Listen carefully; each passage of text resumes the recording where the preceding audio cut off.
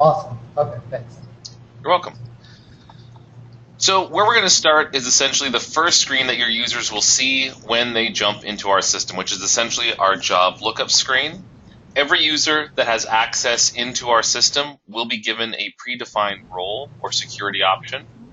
So in here, you can define at the company level what visibility the users will have when they log into the system, as well as the restricted ability to prevent them from adding, deleting, or editing information from absolutely every module within the system.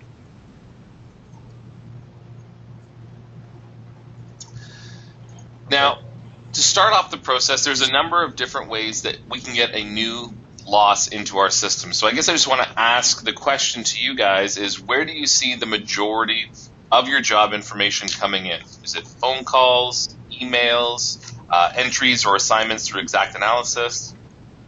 Phone calls or assignments. Okay, so we'll cover both methods in the system. Obviously, from our lookup screen and every lookup screen in the system, we can search for a specific job or project simply by coming in here and typing pieces of information. They never need to be the first part of the word. Any combination of letters or numbers will find a match and allow us to open that job file even over top of our screen or as an additional tab within the system. If it doesn't find the job that we're looking for, or perhaps we're setting up a new field on the fly, you simply click the Create button and it takes us to our dispatch and entry screen. Now, in here, it gives us the ability that, again, as we start typing a customer's name, it will identify below if we've ever done work for that person before, both from the customer's name and from the property address. The more you type in, the more refined our search will get below. In here, if the customer is identified, we can bring them across from the relationship management system and import their information directly into the fields below. Now, at this point, all you need to set up a job is a name and address, so I would have everything I needed to proceed with this job.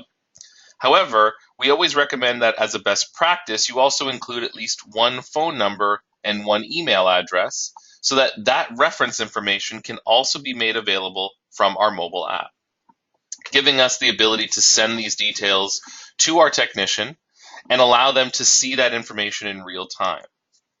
They can simply obviously click on a phone number to dial out, or perhaps they want to send our customer an email, so they'll have the ability to quickly email that to the client as well from the mobile app. Now, in addition to our phone number and email, every loss that comes into our system is also defined based on its job type. So in here, I can come in here and identify the type of loss based on my own configuration. So as a company, we can define the different loss types and their labels. Once selected, you can also use a subcategory within that main type if I wanted to further investigate the type of loss. And in our system, we allow for unlimited office locations to reside within the same database. Each transaction is given to that specific location, so all the reporting and all the information we store in the database can be pulled out or extracted based on the office location. As well as when we're dispatching, I can pick and choose which office location I want to dispatch this information to. The building type will allow us to distinguish again further if this is commercial, residential, school board, or government work. And our referral source section will identify the source of where this referral came from. Also a predefined list that you can set up. Once we have that information in our system, I now have three options to pushing that into the job management side. Simply clicking Save will create the job, and the customer would take us back to our dispatcher screen to enter a new loss. In the event that I would use this is somewhere along the lines of I came in Monday morning and I had 15 jobs to set up, and I wanted to do that all from this screen without leaving it. Save and Edit will take us directly to our job information screen and allow us to add a lot more information than just name and address. Because of the type of work that this is, I'm going to select Save and Schedule, which again allows us to create our job, create our customer, and take us to our dispatcher view to essentially see who we have available in this office to take this new loss. Now the dispatcher view again will show us by default today's date and allow us to see everything that's on our company calendar so far. In here, it not only shows me all my available resources and what times they're blocked off for, but will also identify how far away they are from our new claim address. So in this sense, I can not only identify who's free, I can also identify who's the closest.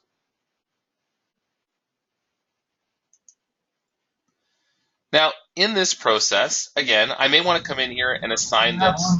Yeah, go ahead. Brian, on identifying who's the closest, do you have to click that road icon every time, or does it like order them by who's the closest? Or currently, you have to click the road icon, although there is a map view in the time card section.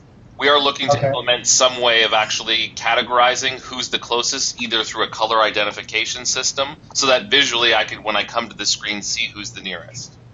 Yeah, okay, thank you. You're welcome. Now, in here as well, to create a new appointment, all you require is a subject and an attendee. Now, the subject not only is used as the header for the scheduled appointment, so I can see in the system what that appointment is in regards to. It's also used as the email that generates out of our system to notify an employee of a new loss that has come in. So in here, I'm going to come in and type at the top, new loss. I may choose to include something like the customer's name and the job number, which you can see down here in our work order section. This would allow the individual, once they receive this notice, to quickly and efficiently find the job that they're looking for. It also allows us, because of the emergency status, to schedule this immediately based on the date and time that's currently listed on our system. I may choose at this point to schedule it for a future date or future time so that I do give my technician enough time to arrive on site. Now in here, once I've adjusted the time accordingly, I may want to come down and attach specific documents to this appointment in regards to what I need them to fill out in the field. Perhaps it's a work authorization, a certificate of satisfaction, job checklist, and I can choose from a predefined list of document templates that are already set up in our system. These will come across with the calendar appointment in our email, so I don't have to go searching for this information. The notification system below also works very similar to how Outlook and Gmail would send you a reminder prior to a scheduled activity. So in here, it again will prompt on our device that a reminder has been set up and allow us to visually see how much time we have before we can get to that appointment. So if I set a 15-minute reminder or 30-minute reminder, they will prompt prior to the start of our activity, given that the activity does send out with enough time.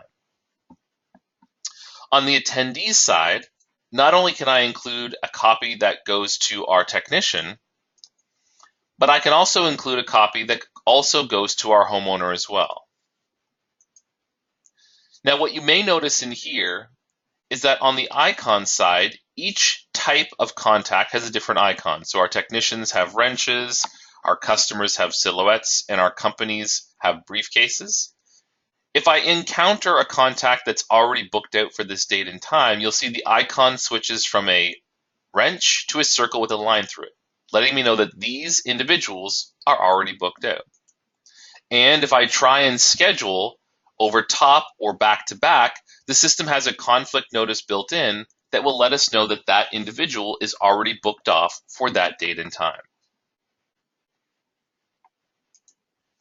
And of course, in here, I can reassign if I wanted to another individual. The work order, again, will contain basic information like our customer's address, contact methods, and give us just enough detail again so that we can log into the system to provide additional information on our job.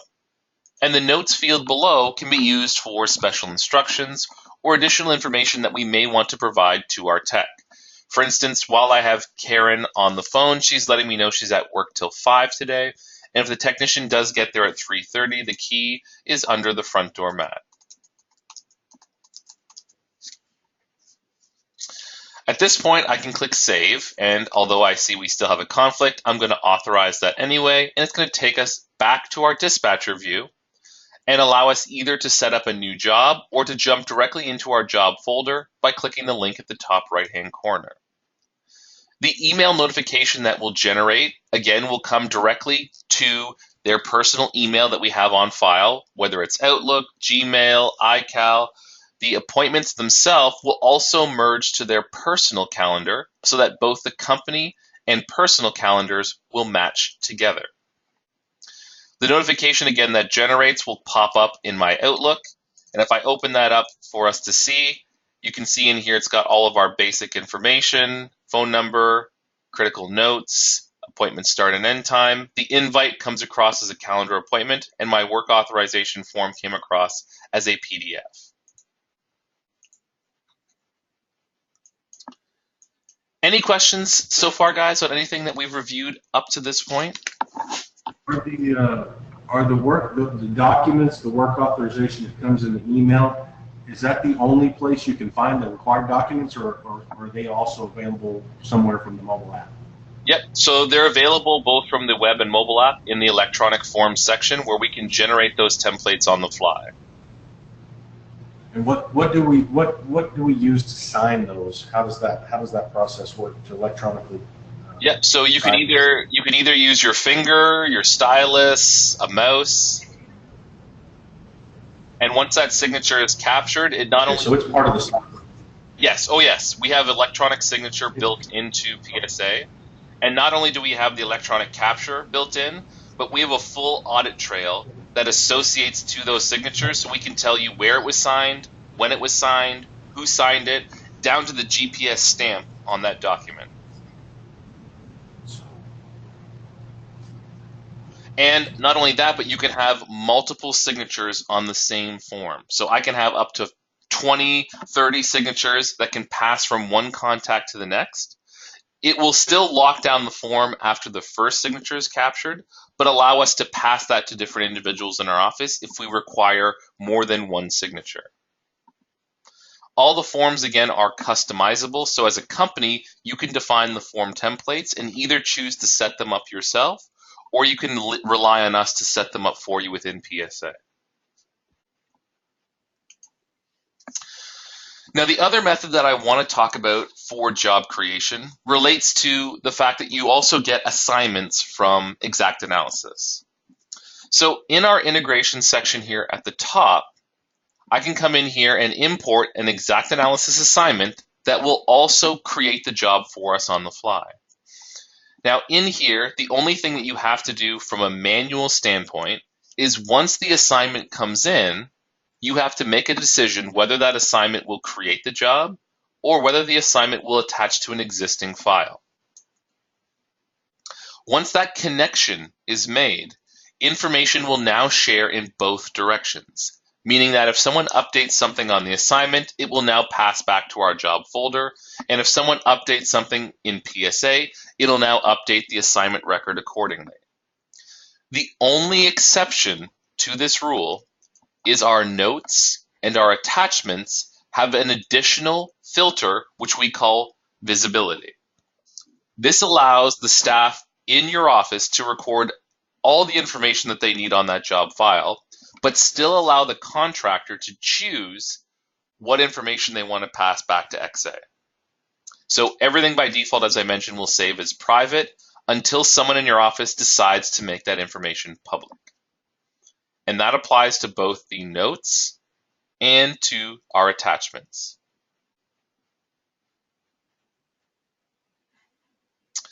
Now, before we get into our notes and attachments section, I wanted to quickly go through and review some of the stipulations we have on the previous tabs.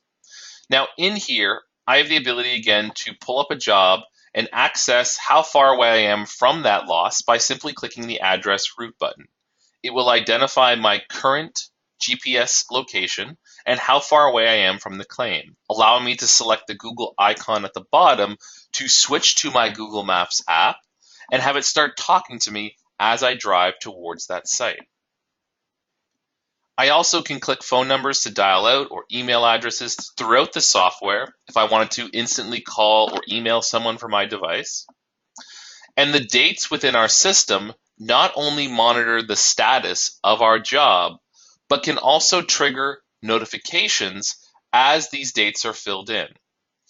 So for instance, if I wanted to come in here and fill out our receive date, It could trigger an email notification to someone in our office, our customer, or a number of different individuals that lets us know that a new claim has been received.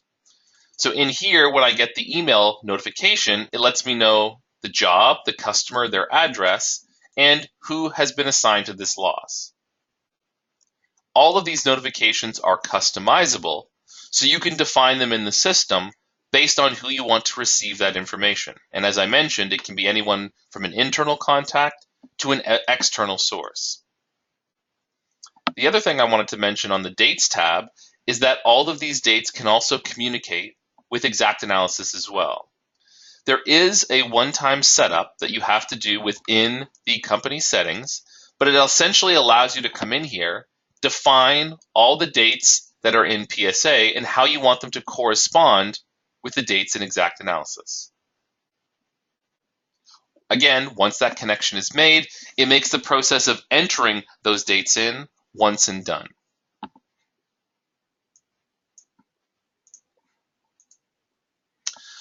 Moving on from our Dates tab, we have our Relationships section. And in here, not only do we want to stipulate which contacts internally are associated to this job, but we also want to identify what contacts or companies are externally related to this file as well. Each of these contacts will pull directly from our CRM system. So again, if I wanted to come in and add a new contact, I could simply come in to the top and add new, or I could pull from an existing record into our contact section. Each of these employees, when I drill down into their file, again, because I have, yeah, go ahead.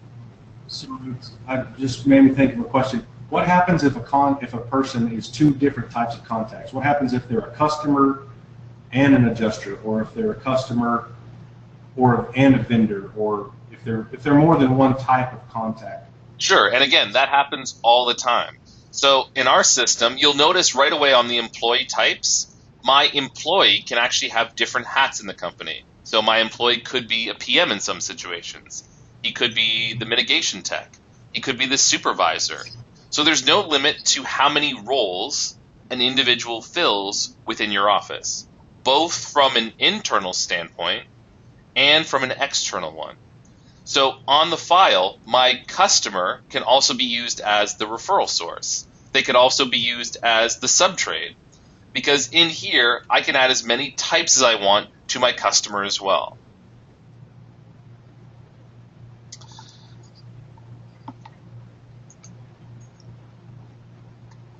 The other thing I want to mention on the external side is that all of these contacts that are external and do not have logins to get into your system do have the ability to be set up under the customer portal. This customer portal is something that's defined by each individual company. So this link here is standard across the board. The only difference is that you can define login criteria for your customer internally, and when they go to log in to the customer portal site, they simply just put in their credentials, and it gives them permission to see everything that you want them to see in the system. Well, let me just, it's hard to talk and type at the same time. I want to make sure I'm not entering in the wrong password. All right, so what you'll notice on the customer portal side is that rather than seeing our logo be the prominent one in the portal, you can define the company logo to show up in the top left-hand corner. And what the customer sees when they log in are all the jobs that are associated to that contact. When I go to view that job, although it has a similar view to the contractor, it's a restricted view that doesn't allow them to edit or change any of the information that they see on the screen. Now, of course, if my customer wanted to come in here and ask for additional information on their job or request additional services from us, they could do that simply by coming up to the top and asking for additional requests. The service requests are identified by your office. Hey, Yeah, Brian, can we see that timeline tab real quick? of course. Which you're going back to that anyways.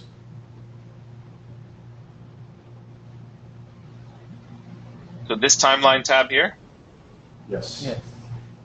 So that's something that's visible to the customer? If you decide to share it as a security privilege. Okay.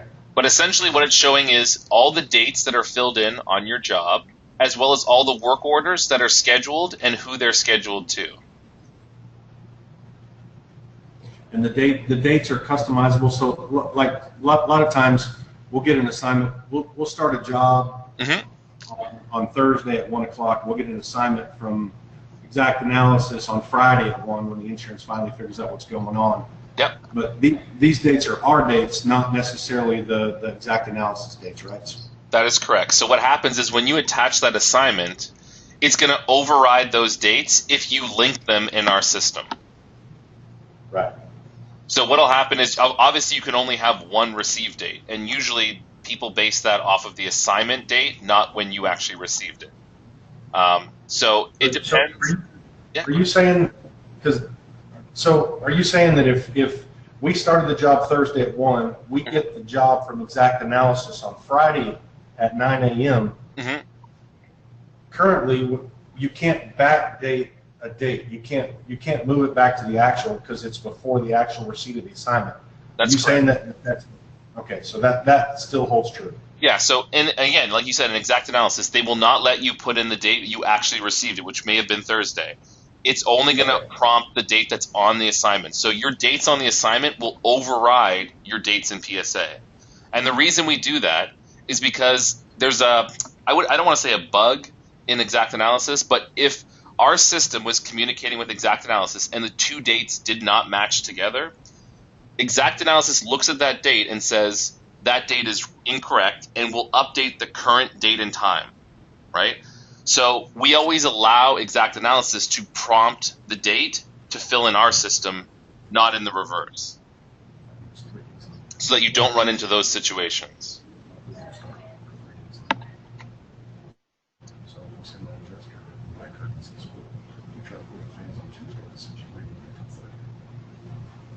You can only go off of exact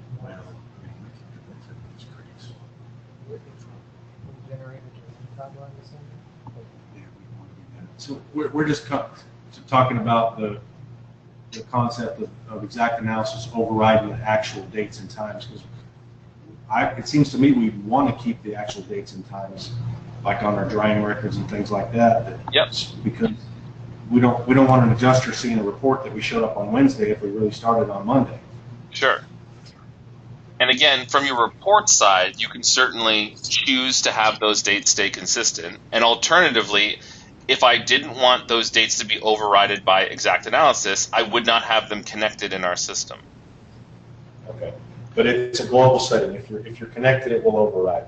That's correct. Because again, from our perspective, the dates have to match in both systems.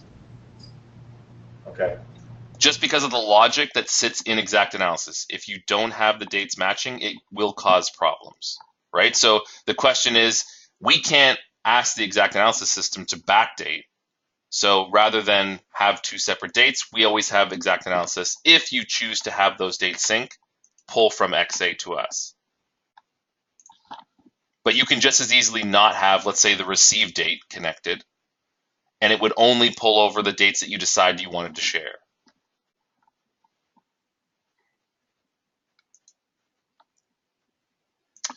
Now, going back into the customer portal, was there any other questions on the timeline that you guys wanted to review?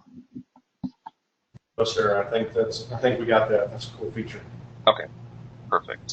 So the last thing I want to talk about, obviously, in the customer portal side was the service requests. So service requests, again, in the customer portal will allow customers to send you additional requests based on available services that you offer. Now, this is a customizable table. So in here, when I go to create a new record, I can come in here and select from a predefined list that I've set up. And based on that request, it will generate a ticket in your system from the contractor side that will notify the PM or estimator that a new service has come in. So again, while we're in our settings, I may want to receive that information via email, so I can set that up so that my service requests are made available to my techs.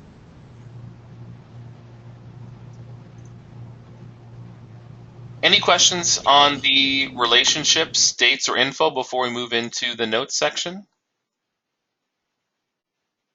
I think we're good. Okay.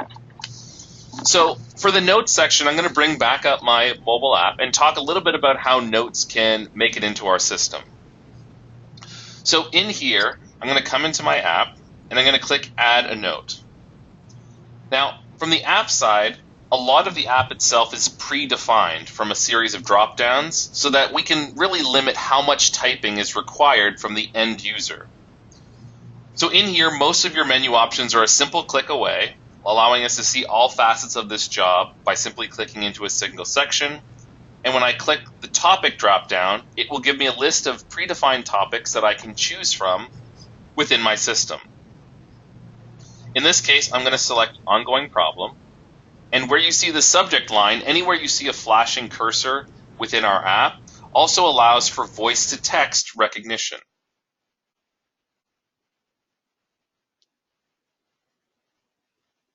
Spoke to Karen. Karen was upset that Henry walked through. Oops. Helps if you're on the correct line. To Karen. Karen was upset that Henry walked through her living room with muddy boots on, but I was able to call and calm her down, and now everything seems to be hunky-dory. At this point on my note, I may want to include copies to be emailed out to a technician, to the customer, or to someone within our office. So in here, I can simply search by our contact names, and I can come in here and add different email recipients based on who I want to see this note. Now, what you'll notice in here is I have two contacts that are set up for Ryan Pritchard, one of which is sending me an email confirmation of this note. The other one is sending me a text message confirmation of this note. And depending on how you want your employees set up, I can either have one or the other defined as the main default, or have both selected as an option. This will allow copies to both go to their email and be recorded as a text message on their device. There's no limit to how many recipients I have on a single note, and it also will allow me to remove them if I choose to not have them on my list. Once I have all the details that I want to send out, I simply click Save, and back in our system, it will log that note into PSA in real time, not only providing to me the date and time that we entered it, but also allowing me to come in here and identify all the details of that note as well.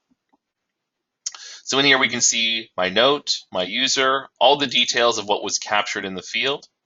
And when I drill into that note, it will also show me who it was emailed or sent to from the field as well.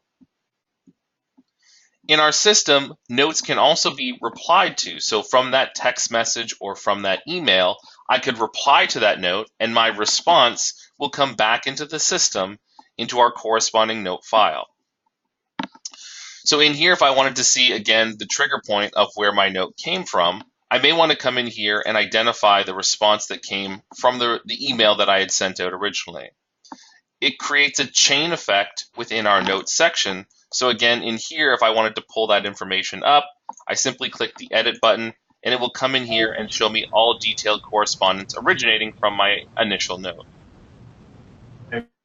Ryan, on the responses, can you default so that responses are private so they don't sync over to exact analysis?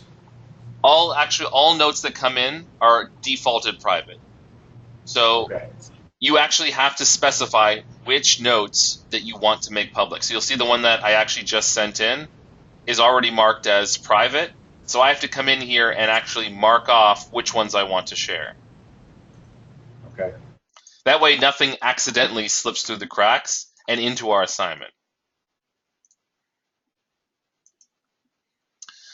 Now, the other thing I wanted to make mention of is that in the log notes section, we actually have a feature called log note templates.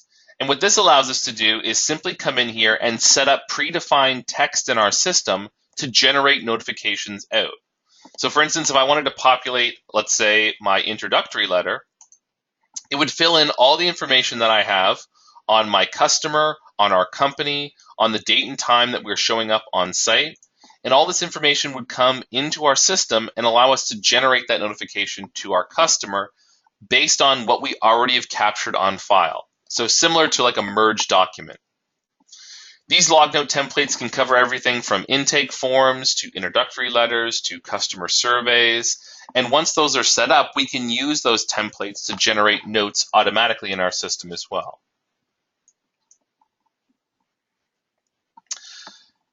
Now in the system, you'll see at the button what we have in here listed as general notes. Now when I select this, what you'll notice is that in exact analysis, there are three main note fields that come across. We have our loss description, our critical notes, and a reason for close. Those will also come across in our system, and if I wanted to see that specific information from XA, I just have to click off the general notes, and it will show me those specific details that came from the assignment. The timeline side we already reviewed from the customer portal, but both of these timelines will mirror both from our side and the customer portal side, given that the same security privileges are given. This timeline will update automatically as either dates change or work orders are rescheduled, so it will always have the most current and up-to-date list for all of our job information. On the attachment side, in here, I have the ability to store all my attachments, whether those are videos, images, or documents. And I can certainly sort or search by those specific images as well. Now, coming back into the app, I'm going to come in here and import some images from my application. So up here, I'm going to come select the images that I want to import. And so in here, I'm just going to select the items that I want to upload. I'm going to click OK. It allows me to process all those images within the app and allow me, before sending them back, to modify either the file name or the annotation before uploading those into our system, which again allows for voice-to-text entry. Rear basement floor. Identified some water damage in the rear exterior walls of the basement. In the image, you'll see the discoloration of paint and the cracks in the foundation that led to possible water damage. Hey, Ryan. Yep. So when you're uploading photos, can you upload multiple photos under one description? Yeah. Well, again, so you want all your photos to have the same label on it, you mean? Well, say we take 5 pictures of the living room. Mm-hmm. There's no reason to type living room 5 times. Can we put in the words living room in the description somewhere and upload 5 pictures, and they all say living room when they go over to exact analysis? Right now in the app, you have to individually change the label, but what we're doing to get around that is that in our system, we are actually going to have a subfolder structure that's based on the different rooms that are set up within the system. So you can actually have a subfolder listed as living room, a subfolder listed as bedroom, kitchen, and the photos will actually filter into those specific rooms so that you don't have to obviously type living room each time. Now, in going back to exact analysis, you're still going to have obviously the issue of the labeling of the photos, I believe, have to be in a specific style, do they not? I don't think so. I can't remember, to be honest, because it comes over with the photo name, which is usually gibberish. It's usually the iCloud name of the picture, and then the descriptions. But usually, if we send it over either way, we're okay. Okay. So either we say livingroom.jpg, or it's a bogus name and it has a note or a description saying living room. Okay. I'm not sure if it's better. Basically, I mean, because again, you're not the only one that has that issue with relabeling photos. So our first step was actually to subcategorize photos by their room. The second step is to be doing a mass edit so that once my photos are back in, if I wanted to add a tag, which is just a brief description to my photo, I could tag the room into the description so that every photo that was taken in living room, a tag will appear on that photo on top of my description and annotation. And that just allows for a different filter sorting. So in here I could say, show me all my basement photos. and it would sort all the photos in our drop-down that have the word basement. In here again on the photo side, we also capture details on where the photo was captured, who captured it, and despite what image is taken from the end user's device, we scale all the photos to the same size. So in here, despite what device they're taken on, all your photos will come back into the system as 1024 by 768. And what this allows us to do is also scale the size or the file size of the image so that you don't have these extremely large photos taking up all that space. Ryan, do y'all do that with the images because of an exact analysis requirement? Because ours, the system we use now kind of does the same thing, and it always cuts off something that we really need in the picture.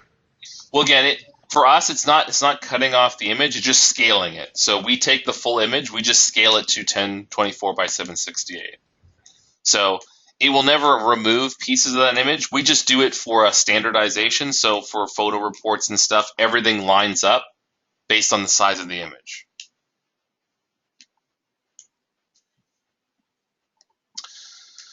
Now, on the documentation side, we did already talk a little bit about electronic forms, but certainly in here, besides the ability to capture digital signatures, on a lot of your forms in the system, you need to capture a lot more than just a customer's signature. For instance, on our work authorization form, I might need to come in here and add in some policyholder information. The nice thing about our electronic forms section is that it will pull directly from your system and start filling in fields onto your form automatically. It also gives us the ability to quickly add information onto our form and save it back to the job as well. So in here, as I'm coming through and adding all of my information, I can hand this form to my customer and they can read through all of my legal jargon as well. Now this form will also format to my mobile device. So if I wanted to bring this form in and have someone sign it on my mobile device, all the fields again will scale to the dimension of our device as well.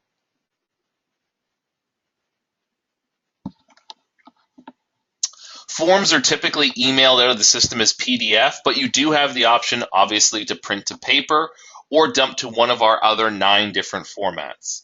The actual printed copy of the form won't look like what you saw on my screen previous, as you can actually design what the printed copy will look like. In here, again, I can choose the different formats to dump to. I can print to paper, or I can email this to a number of clients within our office.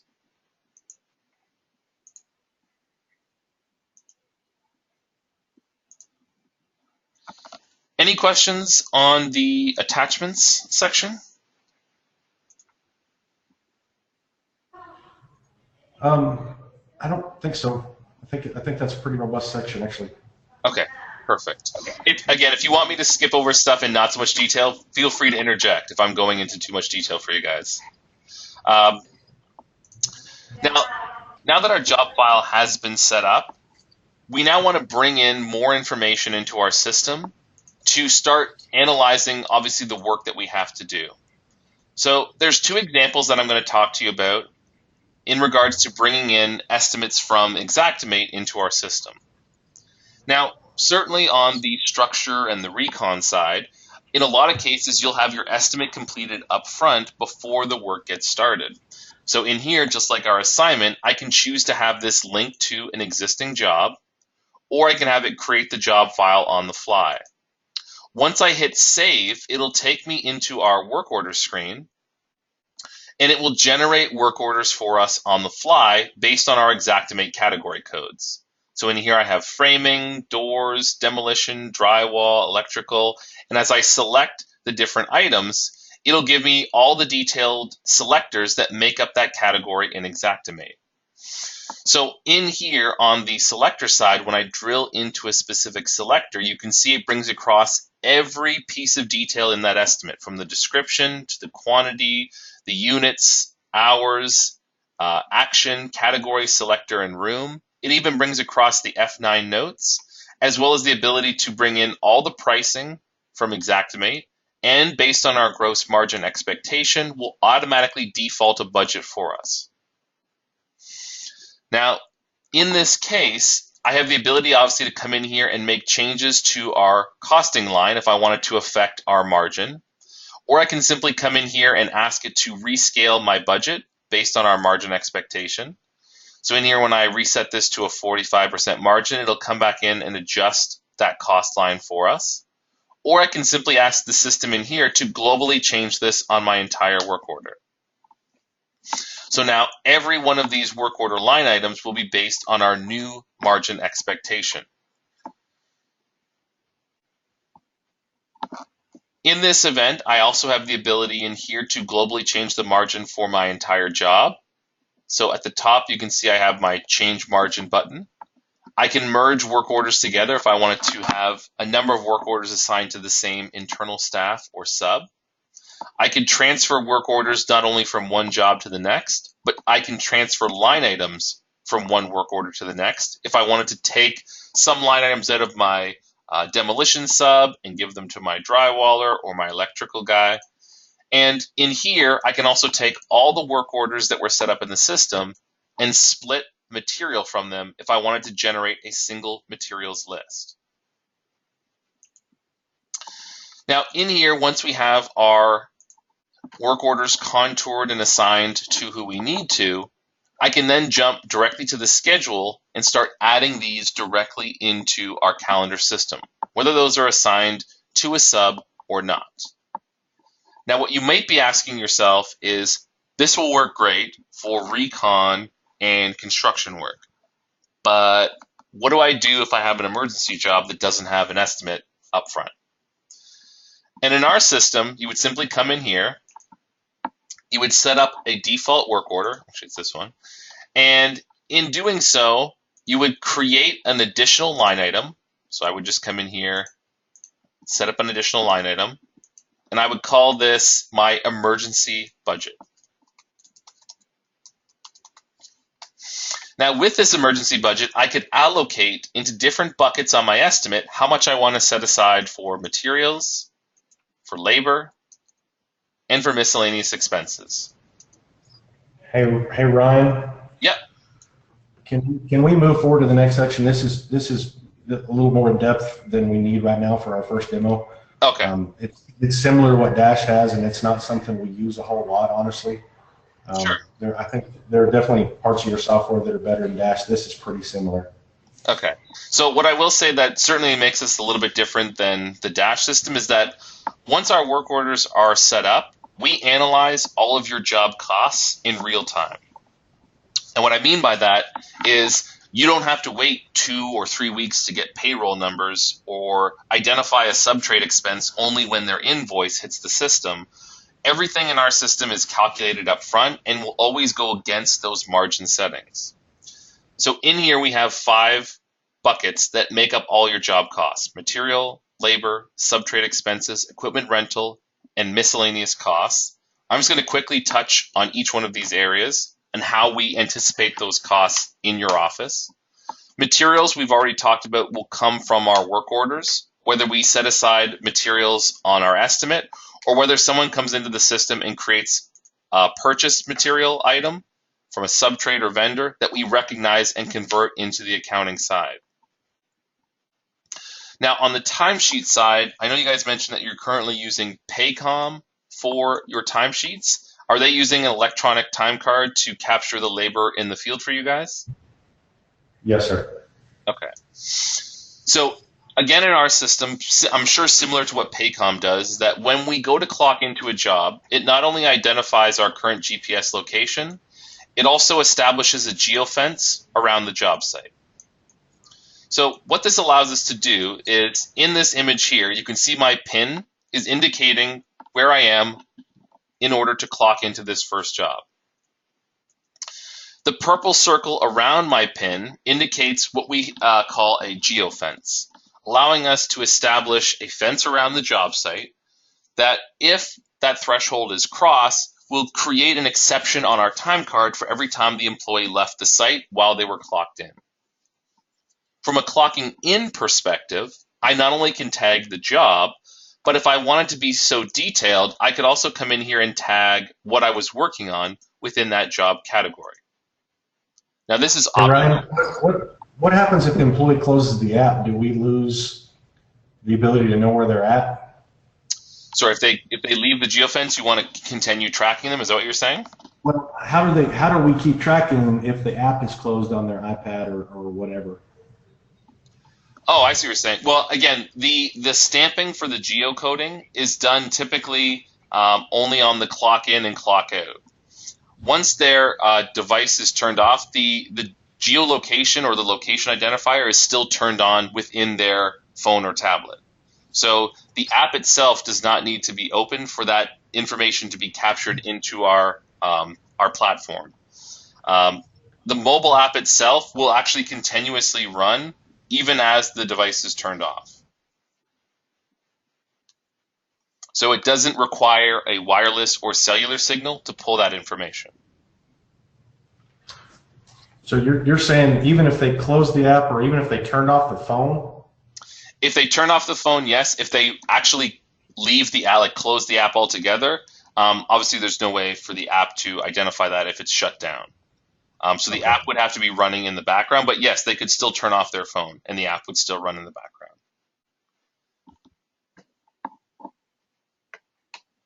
So, hey, Ryan, how often is that like polling, I guess, the location back to you guys? Is it like every minute or 5 minutes or? The location stamp is only pulling upon the entry and exit of the time card, and the geofencing is only triggered if that threshold is crossed. So it's not actively pulling the GPS from your device. So if I'm clocked in and then I leave the geofence, how does it know that I left it? Or only if you clock out when you're outside the geofence? Is that what you're saying? No, so while you're clocked in, it's monitoring this purple circle on your device, but it's only pulling the GPS if your location exceeds the area outside of it. So it's only pulling a stamp for us once that location is crossed. Okay. So it's monitoring internally, but it only does something with it if you leave the geofence. That's correct. Because again, the problems that we had initially when coming up with this app was that if you constantly pull the GPS from your device, it's going to drain the battery on the device itself. So we chose to use a stamping method that only prompts action if something occurs within the application. So the exceptions are only caused if someone crosses that threshold. And from a stamping in and out perspective, we're only pulling the GPS stamp upon clock in and clock out, which all is reviewed from the time card section. It will only notate an exception if that threshold is crossed while they're clocked in.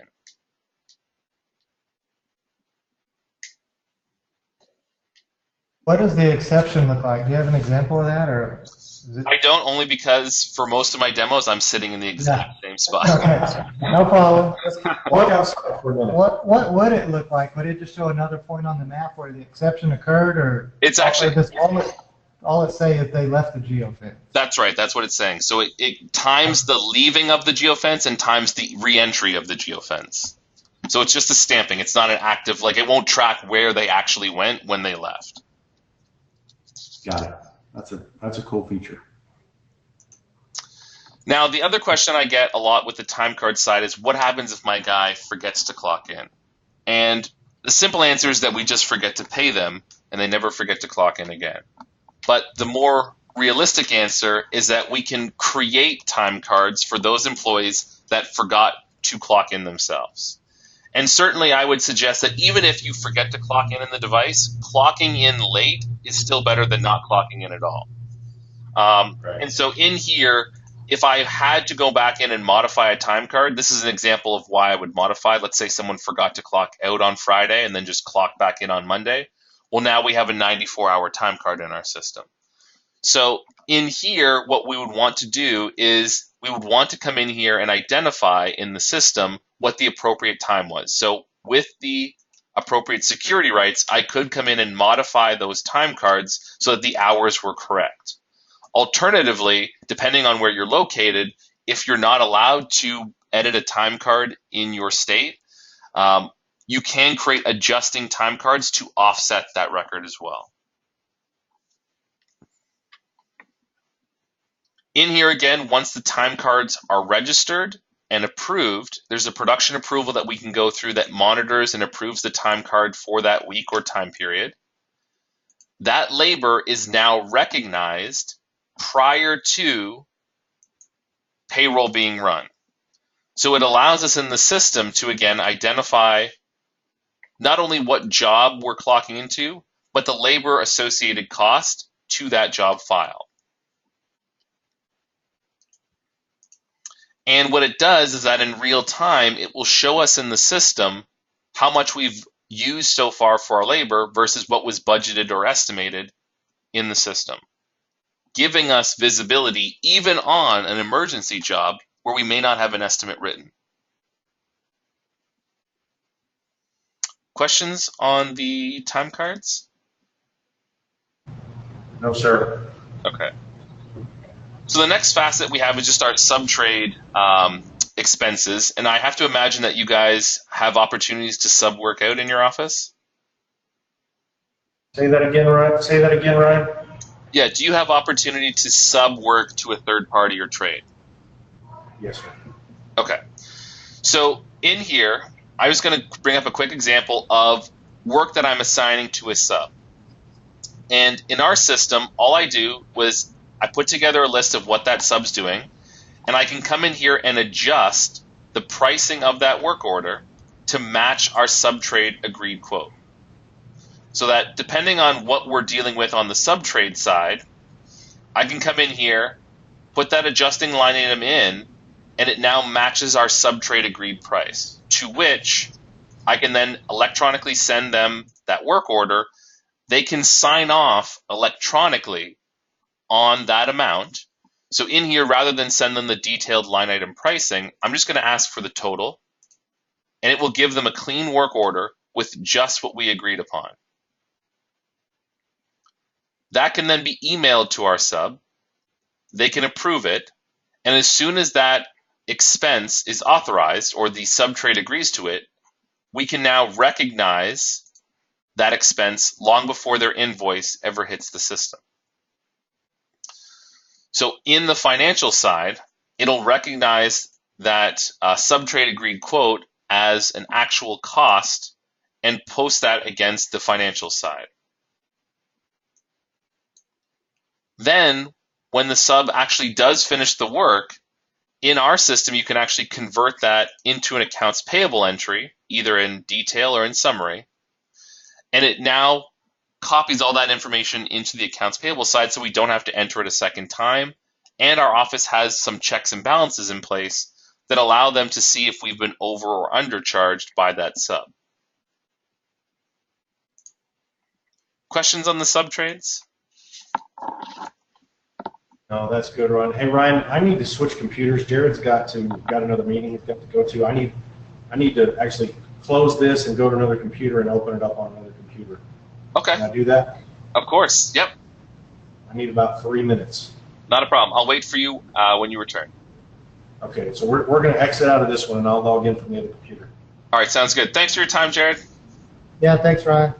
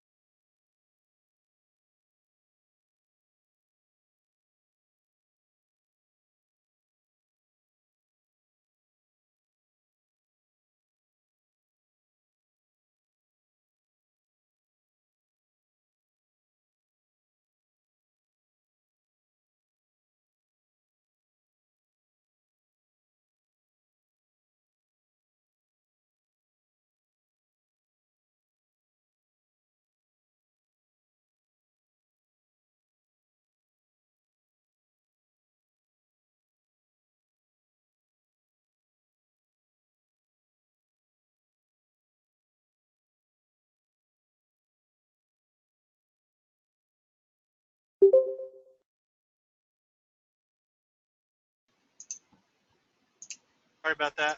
No, it's okay. I'm actually just going to kick the offline version of you off, just in case there's a loop. There we go. Okay, so I guess any questions then, Charles, on the subtrade side before we just move into the last two buckets? No, I mean that's a cool feature. I like that. We're like I said, there's a lot more for me to learn about than that because we don't really use that in Dash. Mm-hmm. But nothing more on it right now. Okay. So the last two buckets that I want to get talking about, and typically the two areas that very rarely get costed to a job, is the asset tracking and the inventory or consumable tracking. So the first thing I want to jump to is on the equipment side. Now, I know you mentioned in the company discovery you guys use Dash for equipment tracking. So do you have all your assets tagged currently, or is it more of a... Okay, perfect. So then I'll just go quickly through how the process works in PSA. I'm sure it's probably fairly similar to the Dash side. In our side, you have your assets set up. We can switch into the application. And when you go into the app, it's basically going to ask you whether or not you're transferring equipment to a job or whether you're transferring equipment to a location. So warehouse, employee, vehicle. And I simply come to the camera button. I click scan, and I just hold the equipment over my asset tag. And as I grab it, it identifies in the system what I've scanned so far and allows me to go from tag to scan. Now, I can scan the same piece more than once. It'll just let me know that I've already scanned it.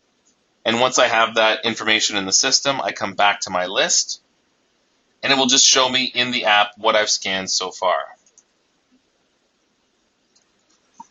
Now, I noticed on there that it said camera and the other one was a scanner. Is that the same thing? Nope, two different things. So when we originally did the inventory tracking in our system, we used handheld scanners because people preferred that to using the camera on their device. Gotcha.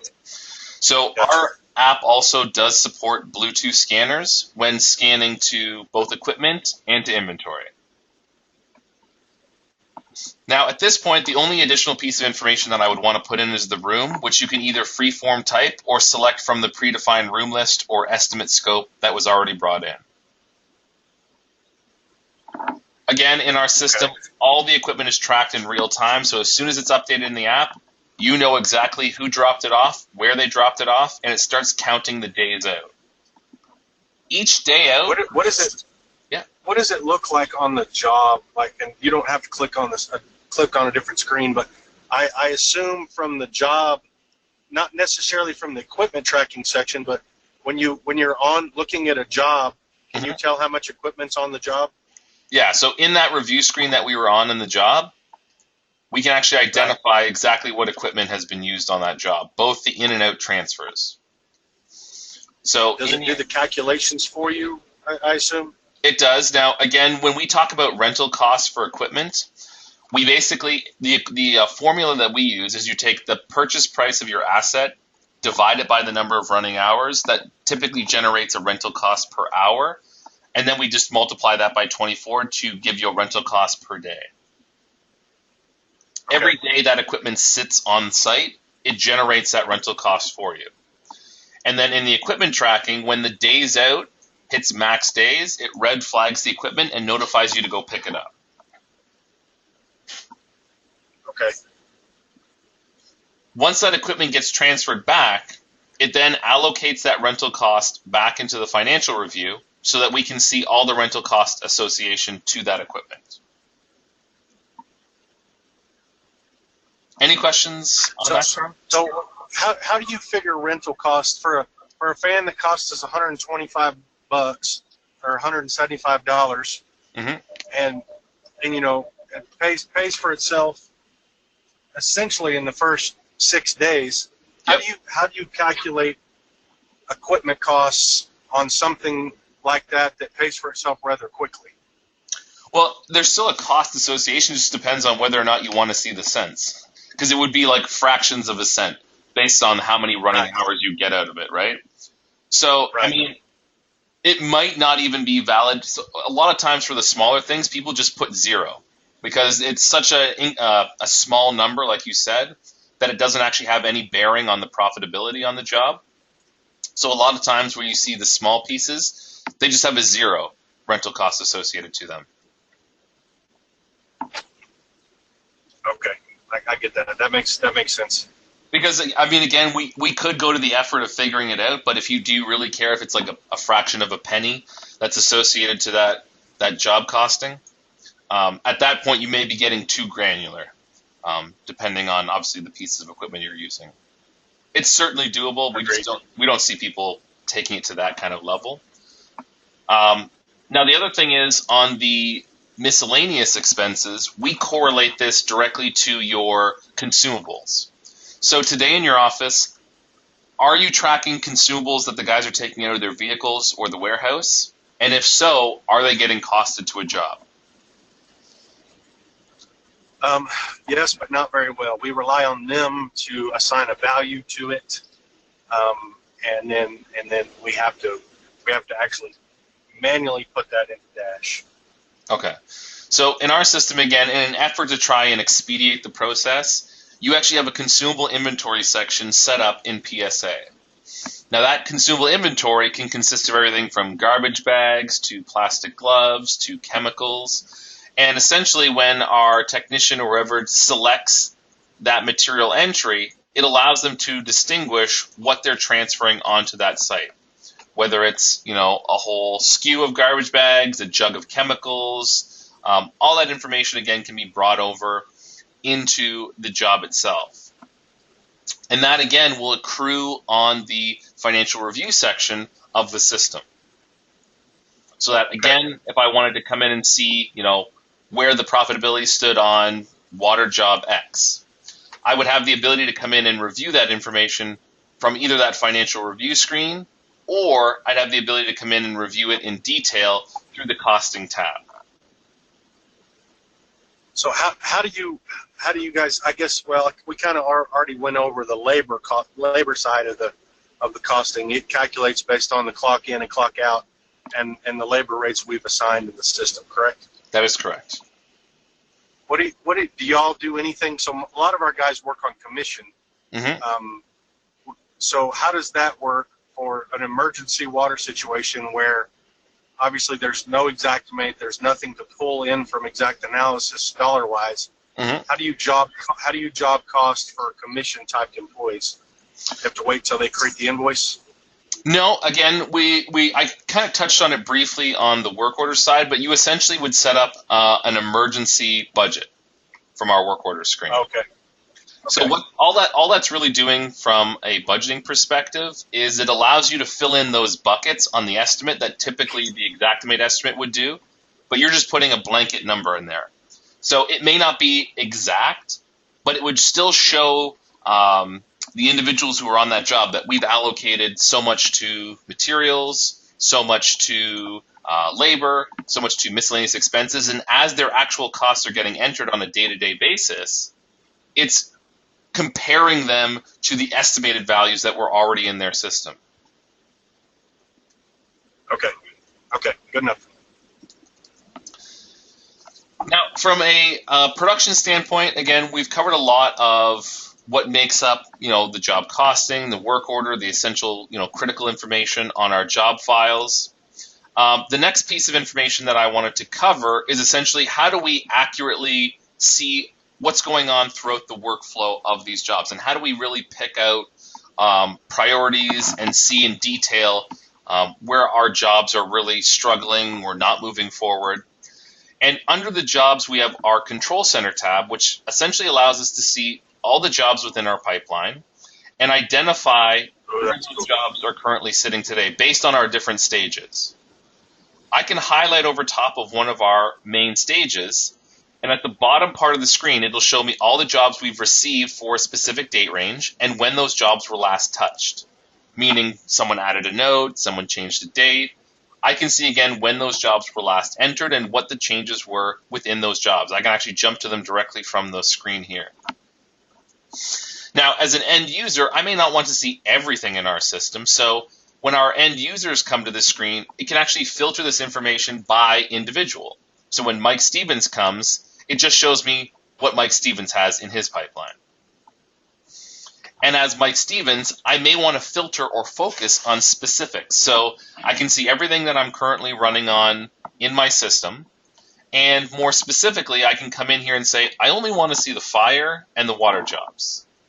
And it will refine my job pipeline.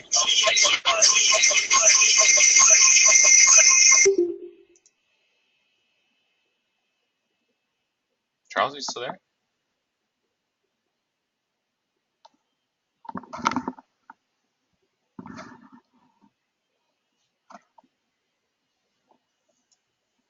I'm here, Ryan. I jumped in on another computer. My iPad was dying. I'm sorry. Oh, no worries. So again, on our control center, I can really contour the visibility of what my end user wants to see. So I can say, show me all my water and fire jobs, what stages those jobs are at, and the value or contract amounts associated to those jobs. So I can see I got 2 in the approval stage. When I select that information, I can come down to the bottom and see which 2 jobs I've been approved for, in this case, fire emergency. Okay.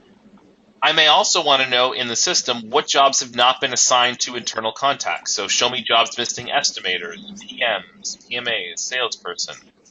And so again, because all this information plays a critical role, not only in the notification side, but on the reporting side, you always want to make sure that all your jobs have the appropriate assignments to it. So when I run a report on PM Mike Stevens, I will see all the jobs that are assigned to him. Can we do notifications? Like, can we set it up so that if there's no note or no activity on a water job within 48 hours, we get some kind of notification, or on a construction job every week we get some kind of notification? Yep. So again, we call those KPIs, which is the next section I'm getting to. So in the system, we can actually base activities or actions, or maybe inactions, I guess you want to say, on how that job is moving throughout the system.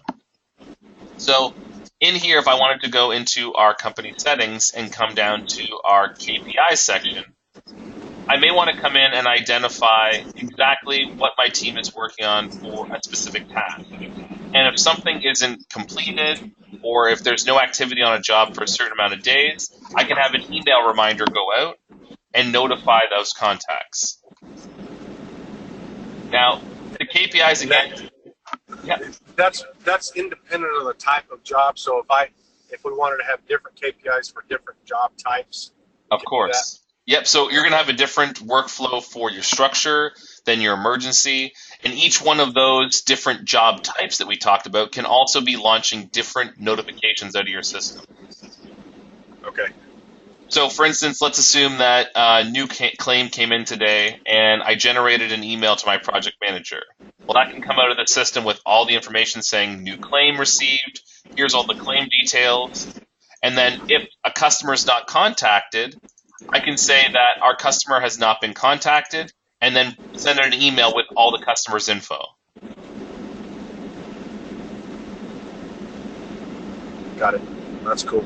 So all these activities have different stages in the system. For instance, when a new activity is created, it's listed on the KPI chart as new. As soon as an activity is not completed or past due, it then filters to show all of the activities that a specific PM or estimator may have missed. At the top part of the screen, we can come in here and see how many of those activities have not been completed. Okay. Now, again, on the KPI setup, as I mentioned, there's a number of different facets that we may want to base these KPIs or regulations on. And certainly if I have any of criteria that's sent to me through maybe Crawford or Alacrity or one of our partners or third-party administrators, I can also set up an additional set of rules specific to that carrier or program. Okay.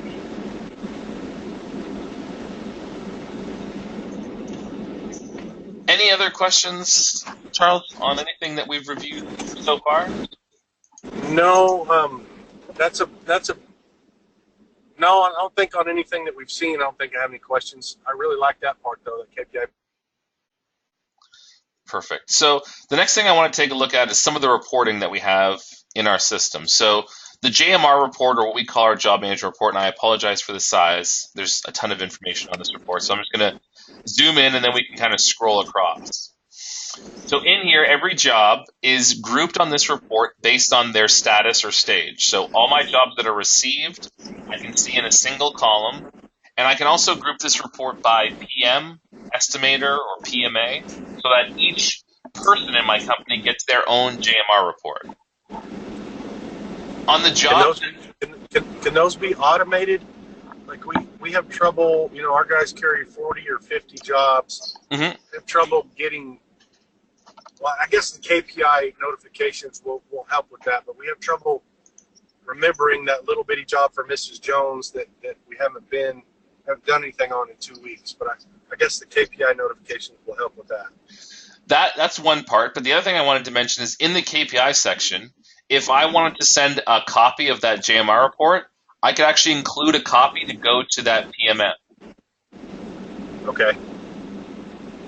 So if, again, it's not so much an auto generation as it is an activity generation where maybe once a week I send copies of the JMR report to my project managers or estimators so that they have it in time for our production meeting.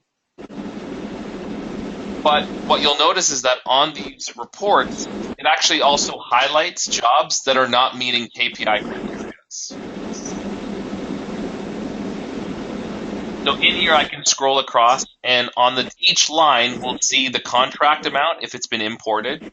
And this contract amount line can either be created by an Xactimate estimate, or it can be created based on that emergency budget that we talked about. Okay. Obviously, can it be done manually? Like, say we have a job that we bid through Xactimate. It's not an assignment. Yep. But we bid $20,000 to remodel this kitchen. Yep. I'm assuming you can upload the PDF and put in $20,000 manually, and it can be tracked that way. Yep. Again, just like I showed how to set up the emergency budget, you can also just put in a $20,000 line item for bid. Okay. And that will appear on there. And obviously, once the estimate gets imported, eventually, it'll override those initial bid amounts we had on there. True. Okay. Yeah. Again, on this report, it's going to show us the estimated costs versus our actual, the profit both from a dollar percentage and from a percentage, our anticipated profit, which is the target margins that we had on our jobs, and then the variance between the two. Now, the reason for close item at the bottom is essentially the ability to put in like the last log note. So on this particular printout, I've asked for if a job was closed or lost, that the guys can put in a reason for close and it'll show up on here. But I could also ask in this report to say, show me the last log note that had to do with follow-up, or show me the last log note that had to do with collection. So I may want to see that information on my report as well. And as I go through, you'll see that it captures all the different status. So jobs pending, work in process, closed, completed, lost, all based on those stages that you saw on the KPI report. Right. I could also come in here and ask for a detailed view, kind of like the financial review that we had, which is similar to what we call our production report. And in here it'll list things like all the dates on our job, who the agent is or the adjuster, who they were referred by, and then a single line at the bottom per job for all of our costs, profit, invoicing, deductibles, what's paid, balance owing, and the margins.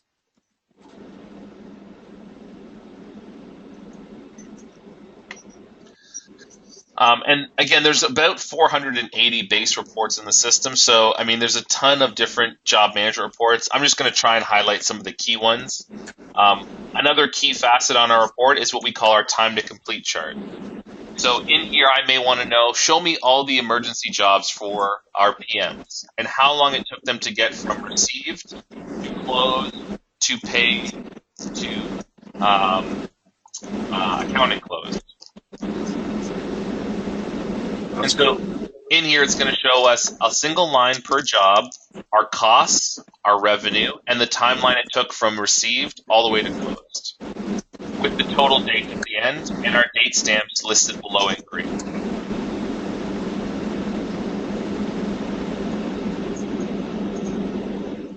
On the completed job report, again, it shows a lot of information per job, but what it's going to give us is a report by PM or estimator for a specific date range. It's going to group my jobs by job type, so I can see all my content jobs versus my MIT jobs versus my fire jobs. Each line showing the job name, customer, the start and end date, last expense, last invoice, last payment, days it took to get paid, and the remaining AR balance, if any. Now, on the end part of the report, it shows if there's any open or active work orders that still have not been converted, any expected costs that have not been recognized, and our margin percentage, both the actual and the anticipated.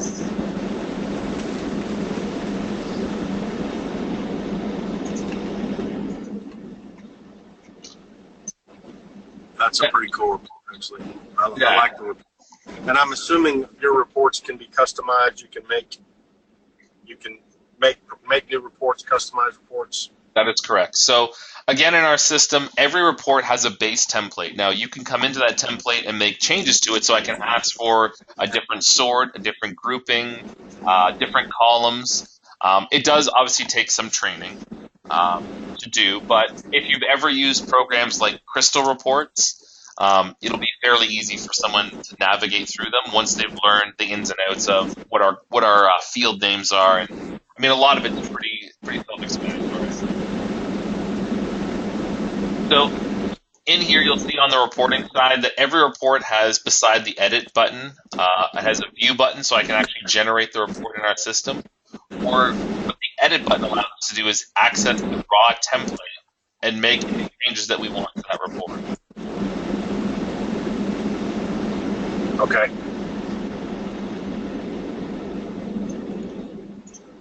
Any additional reports that you guys want to take a look at, or perhaps some reports that you run in-house that you wanted to kind of see what we can generate out of PSA? No, I mean, my gut honestly is that you've got every report we could possibly want. If you can't, and if you don't, we could probably make it. I mean, the reports are the easy part. Sure. It's, again, I guess the most important part of any system is to making sure that the guys are putting the information in. Because without that, it doesn't matter how great our reports are, you'll never get the information out that you want. Right. Now, on the accounting side, I think it was Jared that was mentioning that you guys are looking for a specific web-based accounting solution. That's correct. Now, what I will mention is that, I don't know if you were aware of this or not, but PSA actually has an accounting platform that's built into our system. Right now, it's not web-based, but it is in the process of being transitioned into a web-based platform. But the benefit that you have, obviously, of using our accounting system over a third party is that everything's integrated and tied together. So real-time financials, full WIP tracking through our WIP calculator, progress billing, prepayments, credit card charges, all those things can run directly out of our system, including payroll, financial statements, but it's all based currently on our server or desktop platform. Okay. I can't answer that. We probably are going to have to switch to a browser base. We've got multiple companies and we're trying to consolidate. So. Right, but so is the limitation on the multiple companies that you don't want them to have to log into your office? A little bit. I guess it would depend more on the functionality of the financial side of yours. The other companies aren't a big component, but we want to be able to consolidate them so we can see a combined profit and loss, a rolled up balance sheet, all that. So on the desktop side, and I actually just got out of a meeting where a company was wanting to go through and discuss how they could have multiple companies consolidate their financials, their jobs, and their users. So I actually, funny enough, did a diagram for them that I can show you how kind of PSA is structured from a consolidation tool.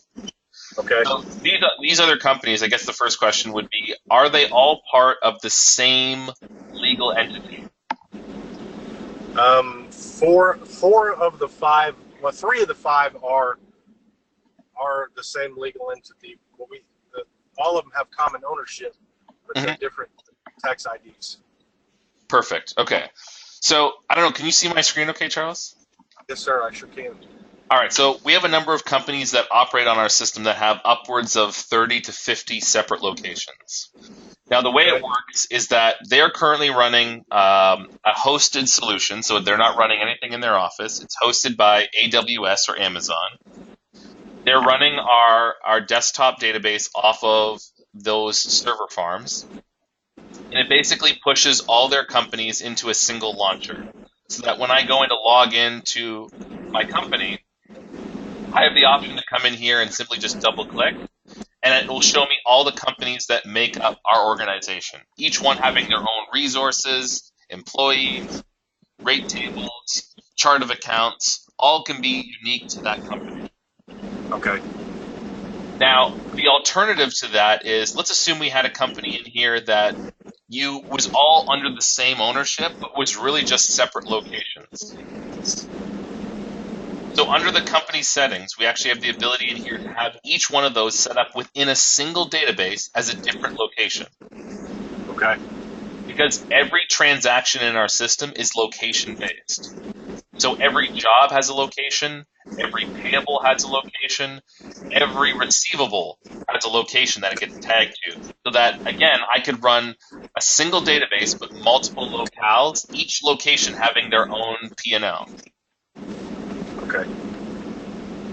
Now, hey, Ryan, let's skip this. I want to talk about a couple of things. Not skip it. I would want to get my CFO really involved in this because it wouldn't be a decision I would make probably. So sure. But it's good to know you have it, and I will pass that along when we look at the demo. We'll schedule a second call with you if we want to look at that. Okay, perfect. So go ahead if you have questions. Well, we didn't talk about drying records. Yes. For water mitigation. So in our system, what we had as a workaround until now was the ability that you could put in drying records as an electronic form, which is fine. It just doesn't have any logic built in for the psychometrics where it would say you have to use X amount of dry air movers or X amount of dehumidifiers. Right. As of August, we will have Moisture Mapper built into PSA. Cool. Allowing your team to use it. Yeah, go ahead. If we know Moisture Mapper, then we're good. So we actually are pretty familiar with Moisture Mapper, so that's a good feature. Yeah, and not only that, but from an end user perspective, they'll be able to access Moisture Mapper from within PSA, meaning they don't have to log out and use two systems. Okay. That's cool. So there's still the charge associated to, I think they charge by claim. So there'll still be that expense, but you won't have the hassle of having to manage two separate systems. Okay, that's cool. So on our job record, once I jump into a job, the last tab on our job will have the Moisture Mapper icon once the interaction has been turned on. And they'll just click the tab and it'll open up just like any tab on their job with all the moisture details. Okay. We didn't talk about the sketch feature. I'm looking at the tab. Well, there's probably a good reason why we didn't. And it's mostly because it's fairly basic from a sketch perspective. Most companies still use either Moisture Mapper to do their sketching, or they use Exact Analysis, or Xactimate. Okay. That makes sense. Yeah. I mean, there's not a good mobile sketch feature anyways. Nobody has one. Have you guys taken a look at the Moisture Mapper sketch tools? Yeah. From the mobile? We use Moisture Mapper for most of our contractor connection assignments, and it's the better of the. But we have to draw it in Xactimate anyways. And so yeah, that's true. It's just, I don't know. You end up drawing it twice. Now the mobile. Have you guys used the Xactimate mobile yet? Yeah, we're having a hard time making that conversion. Okay. Honestly. I'm just curious. I mean, I haven't heard any good feedback on the sketch tools within the mobile, but I'm just curious if anyone's actually tried them out and how they're comparable to, the actual full sketch tool that you would have on a desktop. Right. Yeah, I have not used it. I've had a couple users try it, swear they were going to use it, and I don't think anybody really is. Yeah. Any other questions, Charles, or anything that you guys want to take a look at that we haven't yet covered? And I don't think so. That's a lot to remember. It's a really cool software. It's got some really cool features.